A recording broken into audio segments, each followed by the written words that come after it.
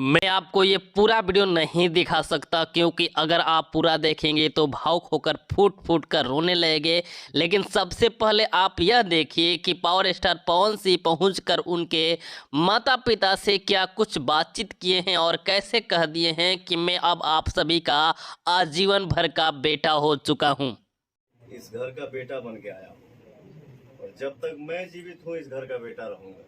तो दोस्तों सुना आपने पावर स्टार पवन सिंह ने क्या कुछ कहा है।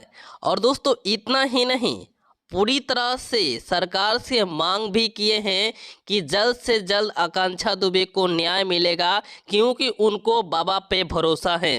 न्याय मिली और मुझे पूरा भरोसा है कि उस लड़की को न्याय मिलेगा और इस परिवार को न्याय मिलेगा।